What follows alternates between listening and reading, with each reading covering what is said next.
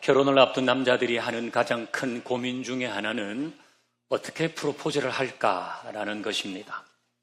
이 프로포즈를 통해서 예비 신랑은 신부에게 자신의 사랑을 표현하고 또 예비 신부는 평생 간직할 수 있는 추억과 감동을 만들기 때문입니다. 여러분은 프로포즈를 해보셨습니까? 미국 조지아주에 사는 매트 스틸은 여자친구 지니에게 영화관에서 프로포즈를 했습니다. 예고편이 상영되는 시간에 자신이 출연한 프로포즈 영상을 보여주었습니다. 그 영상의 마지막 장면은 이 남자가 영화관으로 달려오는 겁니다. 팝콘을 들고 이게 쏟아지는지도 모르고 전력 질주하면서 상영관 안으로 들어오는 것이 마지막 장면입니다. 그게 끝나자 실제로 이 매튜 스틸이 자기의 여자친구가 앉아있는 상영관 앞에 딱 와서 반지를 주면서 나랑 결혼해 줄래? 이렇게 하는 겁니다. 유튜브에 역대 최고의 프로포즈라는 영상으로 남아 있습니다. 딘 스미스라는 남자는 2014년 1월 8일부터 2015년 1월 7일까지 무려 365일 동안 나와 결혼해 달라고 하는 스케치북을 들고 영상을 찍었어요. 그걸 편집해가지고 여자친구 제니퍼에게 보여주면서 청혼을 했습니다. 365일 동안 청혼을 한 겁니다. 이것 역시 365일 프로포즈라는 영상으로 유튜브에 남아 있습니다. 이 정도면 대단한 프로포즈 아닙니까? 어디에 내놔도 손색이 없을 감동적인 장면입니다. 오늘 본문도 프로포즈입니다. 신랑이 신부에게 청혼하는 장면입니다. 자, 이 신랑과 신부는 누구입니까? 1차적으로 이 신랑은 솔로몬이고 신부는 술람미 여인입니다. 하지만 이 청혼이 단지 솔로몬이라는 한 남자가 술람미라고 하는 한 여자에게 하는 것이라면 굳이 성경에 기록될 필요는 없습니다. 그럼에도 불구하고 이 청혼하는 장면이 성경에 기록된 것은 이것이 우리에게 하시는 하나님의 사랑 고백이기 때문입니다. 하나님의 프로포즈인 겁니다. 이제 어떻게 하셨는지 한번 보십시다. 아가 2장 10절 뒷부분을 같이 읽습니다. 시작. 나의 사랑, 나의 어여쁜 자야, 일어나서 함께 가자. 아멘. 하나님은 우리에게 나의 사랑, 나의 어여쁜 자야 이렇게 부릅니다. 13절에도 이 표현은 반복됩니다. 자, 하나님께서 우리를 나의 사랑, 나의 어여쁜 자라고 하시는 것은 우리를 이렇게 부르시는 겁니다. 사랑아, 사랑아, 예쁘니 이렇게 부르시는 거예요. 우리 교회는 사랑이란 이름이 둘이 있어요. 한 명은 깐난이고 한 명은 초등학교 6학년입니다. 공교롭게 둘 다 김사랑이에요. 얼마나 사랑했으면 아빠가 이름을 사랑이라고 지었겠어요. 그 김사랑 아빠들을 보면 그 사랑이를 볼 때 눈에서 꿀이 뚝뚝 떨어져요. 진짜 사랑하는 겁니다. 물론 우리도 우리 애들 이름을 사랑이라고 짓지 않았을 뿐이지 내 자식 사랑하는 마음은 똑같습니다. 언젠가 우리 사위가 다음 주부터 온라인 예배를 드린다 그래요. 코로나도 아닌데 무슨 온라인 예배냐 하니까 유아부에서 이경건 목사님의 아들이 자기 딸 손을 잡았다는 거예요. 자기 딸 아까워 죽는 겁니다. 어떻게 내 딸 손을 잡아? 아직 18개월밖에 안 됐는데. 하나님의 마음도 똑같습니다. 하나님은 우리를 얼마나 아까워하시는지 몰라요. 우리는 함부로 할 수 있는 존재들이 아니에요. 할머니, 아줌마, 아저씨, 어르신, 저기요, 이봐요. 사람들이 우리를 부릅니다. 그런 반면에 하나님은 우리가 젊든 아줌마든 아저씨든 사춘기든 갱년기든 노년기든 사랑아, 예쁘니 이렇게 부르시는 거예요. 이게 들려야 합니다. 이게 들려야 한다고요. 지난주 화요일 날 서동진 전도사님이 목사 안수를 받았습니다. 이제는 서 전도사님이 서 목사님이 되었습니다. 안수받은 다음 날 점심을 먹고 나드에서 커피를 마시는데 우리 황 권사님이 정말 예의를 갖추어서 서 목사님, 서 목사님, 서 목사님 3번을 부르는데 대답을 안 해요. 제가 권사님이 부르시는데 이러니까 자기 부르는 줄 몰랐대요. 어제 목사가 돼가지고 목사라는 호칭에 익숙하지 않아서 자기를 부르는 줄 몰랐대요. 익숙하지 않으면 들리지 않아요. 우리는 하나님께서 사랑아 라고 부르시는 것을 익숙하게 들을 수 있기를 바랍니다.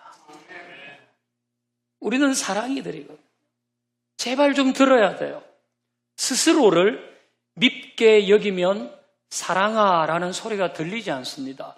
어떻게 들리겠어요? 스스로를 밉게 여기는데 남 부르는 것 같아요. 스스로 못났다고 여기는데 어떻게 예쁘니 라는 소리가 들리겠습니까? 하나님은 우리를 사랑아 예쁘니 그렇게 부르세요. 제발 들어야 돼요. 세상이 뭐라 그러든지 누가 뭐라고 하든지 사랑이 예쁘니 하나님은 늘 그렇게 우리를 보시는 것입니다. 그리고 우리가 그 수준으로 올라가기를 원하시고 또 그렇게 하도록 도우시는 분입니다. 제 큰딸이 손녀 사진을 패밀리 앨범에 올려줍니다. 한 번씩 지나간 사진을 보거든요. 생후 한 6개월 되었을 때의 사진과 지금 사진은 완전히 달라요. 생후 6개월 때는 그야말로 얼굴이 빵빵한 강호동 씨였거든요. 그런데도 우리는 진짜 예뻤어요. 진심으로 손예진 닮았다고 했어요. 지금 보면 강호동인데 그때는 손예진이라고 했거든요. 이게 다 부모 마음입니다. 하나님의 마음도 이와 같은 거 아닙니까? 우리는 하나님 앞에서 다 손예진이고 현빈인 거예요. 어여쁘다, 사랑한다. 이게 더 익숙하게 들려야 하는 겁니다. 그래야 우리라는 존재가 어떤 존재인지 소유에 의해서 나의 가치가 매겨지지 않고 하나님께서 만드신 창조물로서의 나의 가치를 가늠하게 되는 것입니다. 그래서 들려야 하는 거예요. 사랑아 이럴 때 누구 지금 부르는 거야? 아, 나를 부르시는 거구나. 하나님이 사무엘을 부르셨잖아요. 사무엘아, 사무엘아. 한 번도 안 들어봐가지고 엘리에게 찾아가서 저 부르셨어요? 이렇게 했어요. 엘리가 아니라고요. 또 있는데 하나님께서 사무엘아, 사무엘아. 또 엘리가 부르는 줄 알고 가서 저 부르셨어요? 아니라 그러잖아요. 엘리가 이제 사무엘아 그러거든. 하나님이 부르시는 줄 알고 예, 제가 여기 있습니다. 그렇게 대답하라고 하잖아요. 익숙하지 않으니까 안 들리는 거예요. 그러니까 우리를 사랑아라고 부르시는 이 하나님의 음성을 익숙하게 들을 수 있기를 바랍니다. 물론 우리에게는 일이 잘 안 풀릴 때도 있습니다. 직장에서 실적이 잘 안 올라요. 사람에게 상처받았을 수도 있어요. 그 상처가 어릴 때부터 지금까지 나를 괴롭힐 수도 있습니다. 경제적인 압박이 있을 수 있죠. 몸이 예전 같지 않아요. 자격지심이 있습니다. 겉은 꾸몄지만 속은 골마 있어요. 그래도 하나님은 우리에게 사랑아라고 부르십니다. 사랑아 힘내라. 사랑아 수고 많지. 사랑아 괜찮아. 사랑아 새로워질 수 있어. 하나님은 우리를 사랑이라고 부르시는 겁니다. 여러분, 정말 잘 들을 수 있도록 하십시다. 우리에게 사랑하라고 부르시는 하나님은 이어서 말씀하십니다. 자, 이제 10절 후반부터 12절까지 읽어봅니다. 시작. 나의 사랑, 나의 어여쁜 자야, 일어나서 함께 가자. 겨울도 지나고 비도 그쳤고 지면에는 꽃이 피고 새가 노래할 때가 이르렀는데 비둘기의 소리가 우리 땅에 들리는구나. 아멘. 자, 우리를 사랑하라고 부르시는 하나님은 일어나서 함께 가자, 그렇게 하십니다. 일어나서 함께 가자. 그러니까 순서는 일어나는 게 먼저예요. 질질 끌려갈 수는 없잖아요. 그러니까 일어나야 되는 거예요. 주저앉아 있는 곳에서 정말 낙심스럽다, 진짜 실망이야, 그런 자리에서 때로는 내 삶을 그냥 포기하고 싶은데, 그런 자리에서 우리는 다 일어나야 하는 거예요. 우리를 사랑하라고 부르시는 하나님께서 일어나라고 하시거든요. 그 자리에서 일어나야 하는 것입니다. 계속 거기 주저앉아 있으면 안 돼요. 계속 한숨 쉬거나 아이고 내 팔자야, 내 팔자야, 왜 내가 니를 만나가지고 뭐 이런 소리를 한다든지 그러지 말고 우리는 그 자리에서 먼저 일어나야 돼요. 하나님이 함께 가자고 하시니까. 이렇게 끝낼 수는 없기 때문에, 다시 시작할 수 있기 때문에, 우리는 다시 신실해질 수 있기 때문에 다 일어나야 하는 것입니다.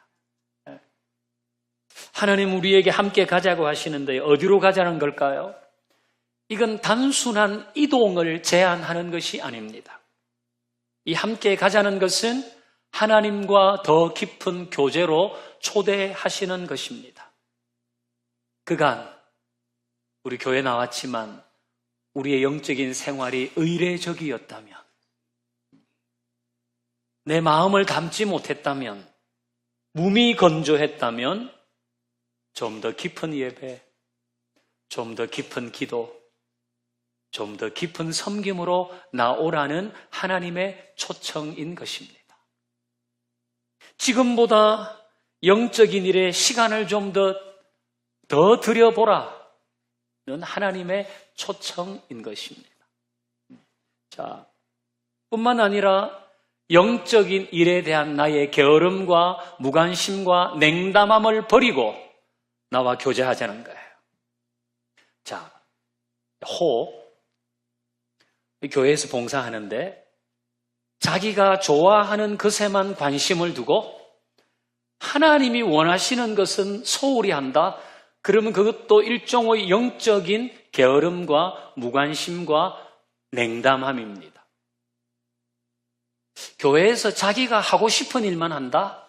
자기가 좋아하는 일만 한다? 이거 뭔가 어색하지 않아요? 여기는 하나님의 집인데 하나님이 원하시는 일이 있잖아요. 그러면 하나님이 원하시는 일을 해야 되는데 내가 하고 싶은 일만 한다? 그건 뭔가 어색한 거예요. 그러니까 자기가 따로 공간을 마련하든지 사람을 모으든지 거기서 자기가 하고 싶은 일을 하는 거 괜찮아요. 근데 여기는 하나님의 집인데요. 여기서 내 마음에 드는 일만, 내가 하고 싶은 일만 한다는 것은 일종의 영적인 게으름이에요. 그 영적인 무관심이에요. 하나님은 그것도 넘어서 나에게로 오라고 우리를 초대하시는 겁니다. 저는 우리가 다 이 초대에 응할 수 있기를 바랍니다. 이래야 하는 이유는 그래야 진짜 내가 사랑이라고 하는 것을 알게 됩니다. 그래야 진짜 나는 사랑이구나. 하나님을 나를 사랑하라고 부르시는 게 그제서야 더 또렷이 들리기 시작하는 거예요. 그래서 우리는 하나님과 친밀한 만남을 계속 가져야 하는 겁니다. 여러분이 계속 아가서를 묵상하고 계시죠?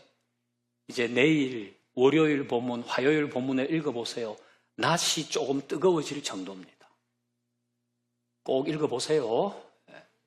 진짜 읽어보면 아우 이게 성경이야? 이게 뭐 이런 내용이 나와 있어? 그거는 남녀 간의 사랑을 묘사한 거지만은 궁극적으로 하나님께서 우리를 사랑하시는 것과 우리가 하나님을 어떻게 사랑하기를 원하시는 내용이 은유적으로 표현된 거예요. 그러니까 그걸 보면 우리가 하나님을 사랑하고 하나님 우리를 사랑하는 것이 단지 종교적인 관계에 머물지 않아요. 우리가 하나님을 사랑하는 것이 형이상학적인 게 아니에요. 마치 뜬구름 잡듯이 저 멀리 계신 하나님을 우리가 여기에서 사랑하는 정도, 그 정도가 아니란 말이에요. 내일과 모레 화요일의 이 매일 성경 본문을 읽어보세요. 이야, 사랑이 이런 거구나. 하나님은 우리와 이런 관계를 가지기를 원하시는구나. 그런 친밀함을 우리가 계속 경험할 때 사랑아라고 할 때 아, 나를 부르시는구나. 다른 사람들은 나 실적 없다고 뭐라 그러고 나 외모 때문에 뭐라 그러고 내가 학교 어디 나왔는지 때문에 뭐라 그러고 내가 어느 동네에 사는 것 때문에 뭐라 그러고 이런 것 저런 것 때문에 나한테 다른 얘기를 하는데 그래서 그게 너무 익숙해서 사랑아, 예쁘니 이런 얘기를 나한테 한다고 생각하지도 못했다면 이제 우리는 하나님과의 더 깊은 만남 가운데 그 소리를 들을 수 있어야 되는 거예요. 여러분 그 소리를 들어야지 우리가 살아요. 그 소리를 들어야지 우리 내면이 더 강해지는 것입니다. 잘 들으십시다. 꼭 익숙하게 들을 수 있기를 바랍니다. 자, 그럼 이렇게 하나님이 초청하시는 때는 언젠가? 우리 아가서 2장 10절 다시 한번 읽어봅니다. 시작. 나의 사랑 내 어여쁜 자야 일어나서 함께 가자. 겨울도 지나고 비도 그쳤고 지면에는 꽃이 피고 새가 노래할 때가 이르렀는데 비둘기의 소리가 우리 땅에 들리는구나. 아멘. 자, 내 사랑아 내 어여쁜 자야 일어나 함께 가자고 하는 때는 언젠가? 겨울이 지나고 비도 그치고 꽃이 피고 새가 울고 비둘기 소리가 들리는 때예요. 이 계절적으로 하면 봄 아닙니까? 요즘과 같은 때 하나님은 다시 말씀하시는 거예요. 우리에게 사랑아 일어나서 함께 가자. 지금 말씀하시는 것으로 들어도 되겠어요. 여기 겨울이 지나고 비도 그치고 꽃이 피고 새가 노래하고 우리가 어떤 의미인지 다 알아요. 근데 왜 비둘기 우는 소리가 들린다 그랬을까요?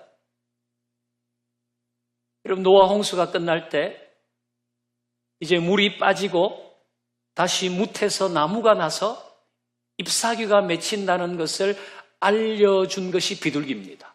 비둘기가 감람나무 잎을 물고 왔잖아요. 그래서 아, 물이 빠졌구나. 이제는 다시 땅으로 갈 수 있겠구나. 새로 시작할 수 있겠구나. 이제는 다시 희망이 생겼구나. 그게 이 비둘기 소리가 들린다는 의미입니다.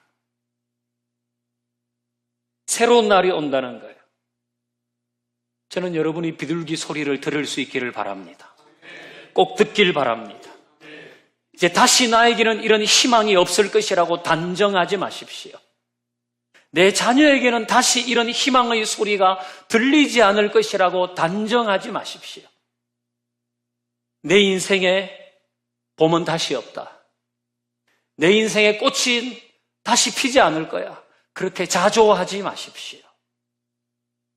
우리는 겨울이 지나고 비도 그쳤고 꽃이 피고 다시 비둘기 소리가 들릴 것이라고 하는 이 때를 다 맞이하게 되기를 바랍니다. 들어야 되는 거예요. 나의 사랑 내 어여쁜 자야. 네 인생의 겨울은 끝날 것이다. 비도 그칠 것이다. 다시 꽃이 필 거야.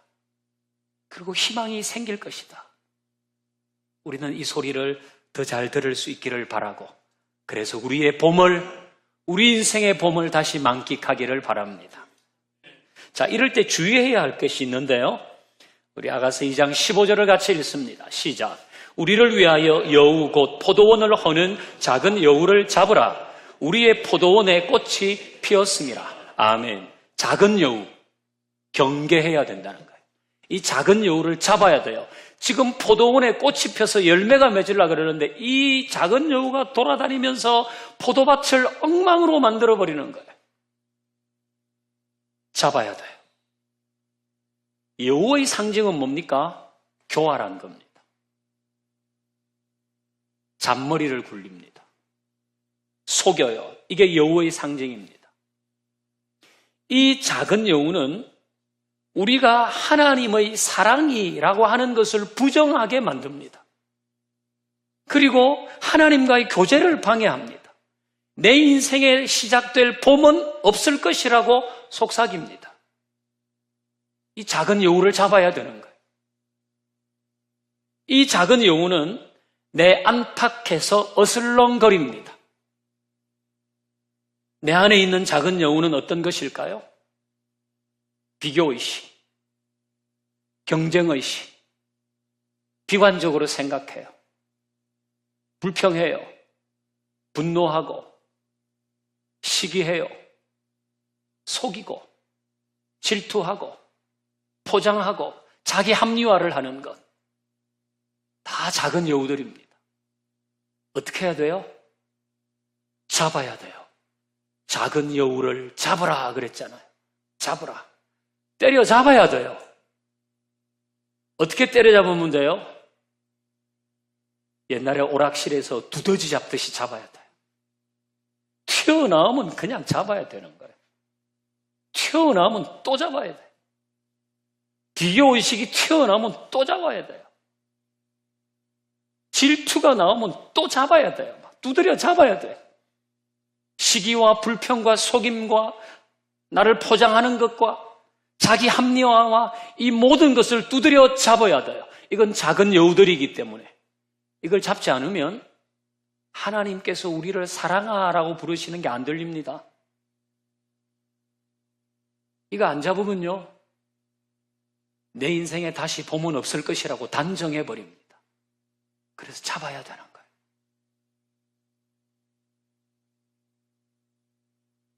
이 작은 여우는 내 밖에서도 어슬렁거립니다. 여러분 주변에서 어슬렁거리는 작은 여우들은 어떤 것이 있습니까?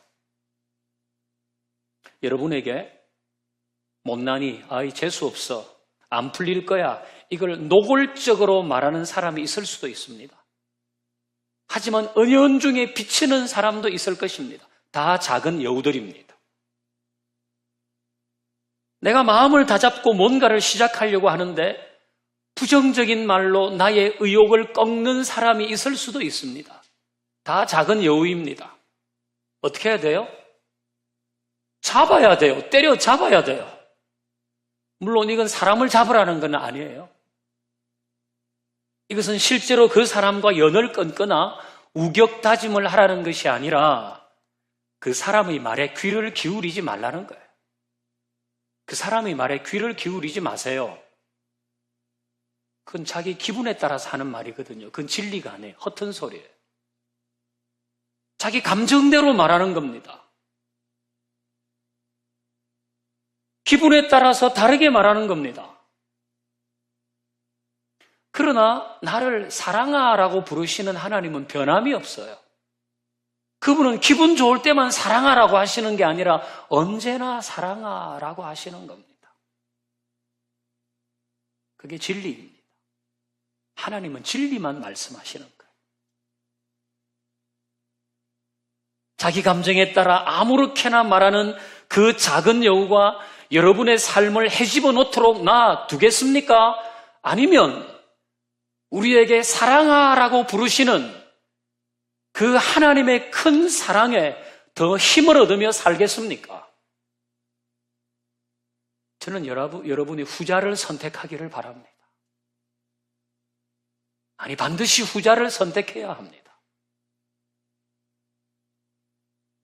여러분에게 늘 무거운 짐인 사람이 있을 겁니다. 가장 가까운 사람이 그럴 수도 있습니다. 그 사람 생각하면 나는 사랑이가 아니라 바보 같아요.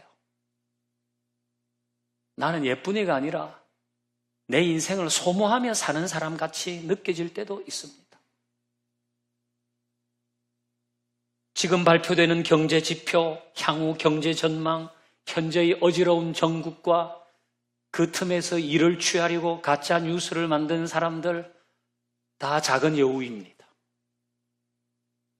이 모든 것이 우리를 사랑하라고 부르시는 하나님의 음성을 의미 없게 만들어버립니다. 살기가 어려운데 사랑은 무슨 사랑? 내 삶이 이렇게 고단한데 말만 사랑이라고 하면 뭐하냐?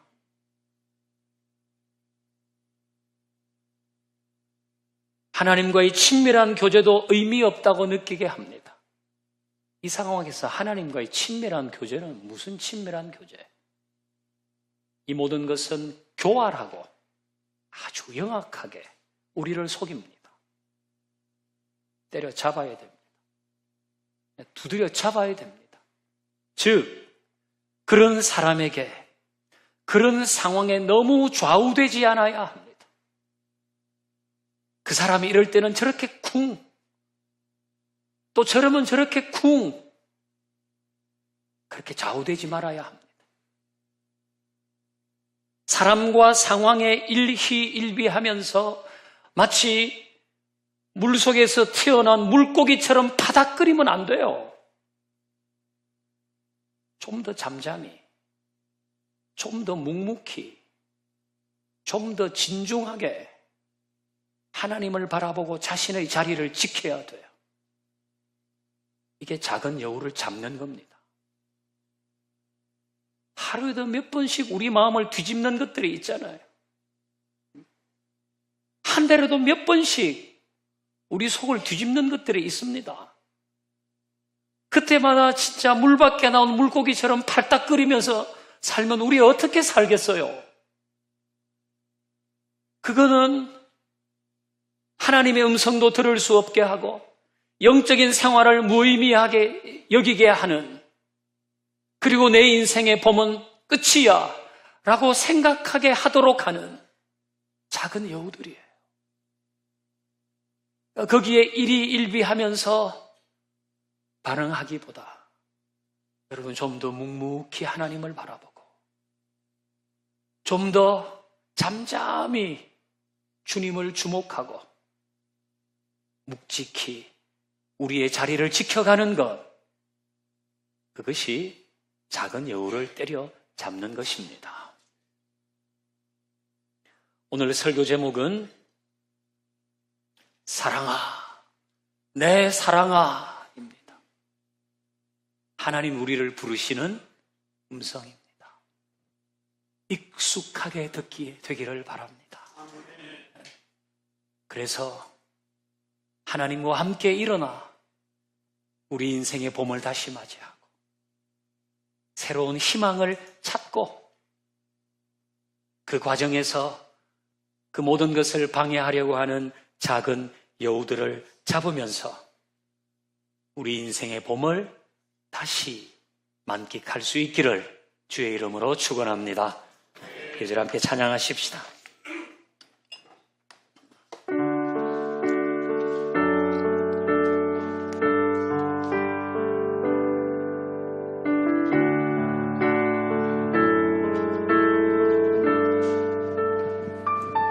날 살피시는 주, 내 마음을 아시네. 내가 주를 더욱 사랑하길 원하네. 내 삶의 주관자 선한 길로 이끄소서. 주 발 앞에 나의 삶을 드리네. 다시 한번요. 날 살피시는 주, 내 마음을 아시네. 내가 주를 더욱 사랑하길 원하네.